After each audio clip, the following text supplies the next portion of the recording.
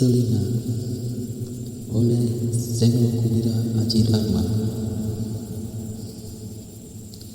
Berceritalah tentang kekejaman, kata Alina kepada juru cerita itu. Maka juru cerita itu pun bercerita tentang telinga. Pada suatu hari yang indah, Dewi mendapat kiriman dari pacarnya yang sedang bertugas di medan perang. Kiriman itu adalah sebuah amplop coklat. Ketika Dewi membukanya, ia melihat sepotong telinga. Sebuah telinga yang besar, bagus, dan belum mengering darahnya. Ada catatan pacarnya dalam amplop itu. Kukirimkan telinga ini untukmu, Dewi, sebagai kenang-kenangan dari medan perang. Ini adalah telinga seseorang yang dicurigai sebagai mata-mata musuh. Kami memang biasa memotong telinga orang-orang yang dicurigai sebagai peringatan atas risiko yang mereka hadapi jika menyulut pemberontakan. Terimalah telinga ini hanya untukmu. Kukirimkan dari jauh karena aku kangen padamu. Setiap kali melihat telinga ini, ingatlah diriku yang kesepian. Memotong telinga adalah satu-satunya hiburan. Dewi lantas menggantung telinga itu di ruang tamu. Kalau angin berembus lewat jendela dan pintu, telinga yang digantung dengan seutas senar itu bergoyang perlahan. Para tamu yang datang selalu bertanya-tanya, telinga siapakah itu?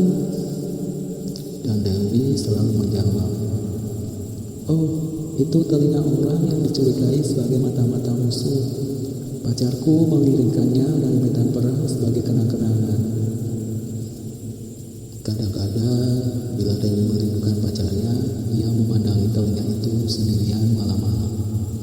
Darah pada telinga itu belum juga mengering, masih basah. Begitu basah sehingga kadang-kadang menetes ke lantai. Dewi kadang-kadang juga merasa telinga itu seperti masih hidup dan bergerak-gerak, bagaikan masih mampu mendengar suara-suara di sekitarnya. Telinga mata-mata sih, pikir Dewi. Maunya menguping terus. Setiap pagi setelah bangun tidur, Dewi mengepel lantai ruang tamu yang menjadi merah karena darah yang menetes-netes dari telinga itu. Tidak terlalu banyak sebetulnya, tapi pada lantai marmer yang putih mengkilap, tentu saja tetesan darah yang merah itu cukup mengganggu. Taruh ember saja di bawahnya, ibunya memberi nasihat. Buat apa tiap hari mengepel darah musuh? Tidak apa-apa, saya senang melakukannya, kata Dewi. Sambil mengepel lantai, Dewi suka memandang telinga yang seperti bergerak-gerak itu. Telinga itu bagaikan antena yang mampu menangkap pesan apapun yang bertebaran di udara. Barangkali ia pernah mendengar sesuatu yang tak boleh diketahuinya, pikir Dewi. Tapi bagaimanakah caranya kita tidak mendengar suara-suara? Dewi menulis surat pada pacarnya. Telinga kirimanmu sudah kuterima dengan baik. Sampai sekarang darah masih menetes-netes. Kupikir kenang-kenangan dari medan perang itu sesuatu yang luar biasa. Telinga itu kugantung di ruang tamu dan tamu-tamu mengaguminya. Aku sangat terharu engkau masih teringat diriku di medan perang yang hiruk-pikuk itu. Engkau pasti sangat lelah bertempur setiap hari dan menembaki musuh sampai mati. Untung engkau masih punya hiburan memotong telinga orang-orang yang dicurigai. Aku tidak bisa membayangkan seandainya tidak ada orang-orang yang dicurigai yang bisa dipotong telinganya. Engkau pasti akan sangat kesepian.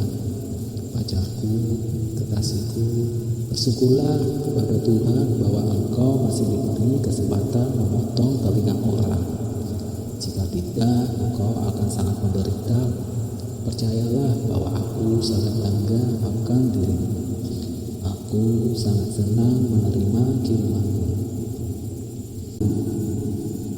MB Tapi bagaimanakah caranya agar orang-orang yang telah dipotong telinganya itu tidak mendengar suara-suara?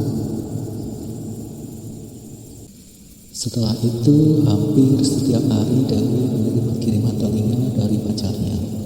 Kadang-kadang 1, kadang-kadang 2, pernah juga 1 besek banyaknya.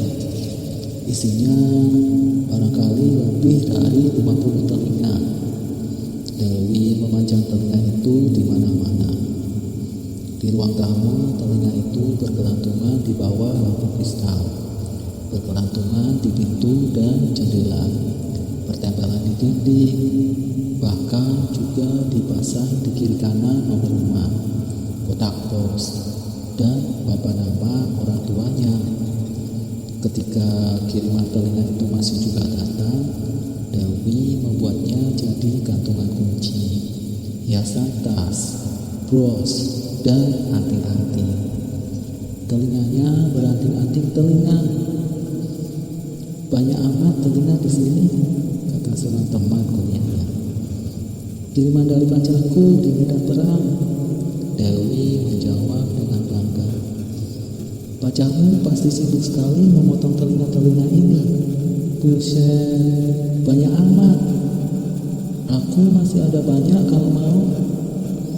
Mau. Meskipun telinga-telinga itu masih meneteskan darah, temannya mau membawa sebesek telinga. Memang terlalu banyak telinga di rumah Dewi. Tapi tentu saja Dewi tak mau membuang jeripaya pacarnya di medan perang itu. Ibunya pernah punya pikiran agar telinga-telinga itu dijemur lantas dibuang saja. Siapa tahu rasanya enak dan bisa dijual. Begitu banyak kiriman telinga itu mengalir seperti air, sehingga Dewi berpikir barangkali setiap orang yang ditemui pacarnya di medan perang itu semuanya adalah orang-orang yang pantas dicurigai. Ia menulis surat lagi. Kiriman telinga-telinga yang kau potong dari orang-orang yang dicurigai itu semuanya telah kuterima dengan baik. Terima kasih banyak. Aku memajang semuanya di tempat yang bisa dilihat orang. Setiap kali tamu-tamu bertanya dari mana telinga-telinga itu, ku jawab dari pacarku di medan perang yang telah memotong telinga-telinga itu dari kepala orang-orang yang dicurigai. Mereka semua bangga, kekasih. Pasti berat pekerjaanmu memotong telinga begitu banyak orang setiap hari. Kukira itu pula sebabnya engkau tak sempat menulis surat lagi, membalas suratku yang dulu. Tapi aku senang menerima kiriman telinga-telinga itu. Aku hanya takut kerja memotong telinga itu sudah tak lagi menghibur hatimu yang selalu kesepian. Berdoalah kepada Tuhan agar tubuh dan jiwamu tetap diselamatkan. Amin. Aku masih agak heran kenapa begitu banyak orang yang pantas dicurigai, dan aku masih juga bertanya-tanya bagaimana caranya agar orang-orang yang telah dipotong telinganya itu tidak mendengar suara-suara. Nun di medan perang, pacar Dewi sibuk membantai orang. Segenap prajurit yang dikirim ke medan perang itu telah menjadi sangat sibuk karena setiap orang mengadakan perlawanan. Setiap orang menjadi musuh dan setiap orang pantas dicurigai. Pemberontakan berkobar di segala penjuru. Para pemberontak itu membisikkan semangat perjuangan bahkan ke telinga bayi-bayi yang masih berada di dalam kandungan. Dari sebuah kubu berlindungan, pacar Dewi menulis surat. Maafkanlah aku, Dewi, jika setelah sekian lama baru sekarang bisa kubalas suratmu. Baiklah, aku ceritakan betapa sibuknya kami melawan suara-suara yang menghancurkan pemberontakan. Kalau musuh kadang menyerbu, kami tinggal menembaknya. Tapi suara-suara itu bertebaran di udara tanpa bunyi, sehingga kami tak akan pernah tahu siapa yang kira-kira sudah mendengarnya. Semua orang seolah-olah bisa tiba-tiba saja berubah menjadi pemberontak.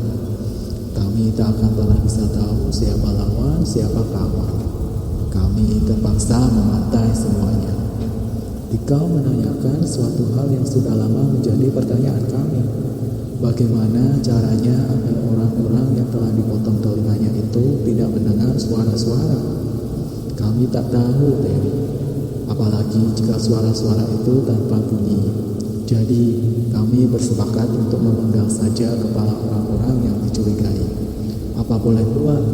Dari kepala-kepala itulah aku potong telinga-telinga yang kukirimkan kepadamu. Bayangkanlah betapa sibuknya. Kami tidak hanya memotong telinga, kami harus memenggal kepala. Itulah sebabnya, Dewi, aku tidak punya waktu untuk membalas suratmu. Kuharap Dikau memakluminya. Henry, apakah Dikau juga menginginkan kepala-kepala tanpa telinga itu sebagai kenang-kenangan dari medan perang? Aku akan mengirimkan satu dulu sebagai contoh. Karena kalau kukirim semua kepala yang telah kupenggal, aku takut tiada lagi tempat bagimu untuk menulis surat. Selesai. Juru cerita itu mengakhiri ceritanya. Alangkah kejamnya pacar Dewi itu, ujar Alina kepada juru cerita itu. Maka juru cerita itu pun menjawab, tapi banyak orang menganggapnya sebagai pahlawan. Jakarta, 21 Juli 1992.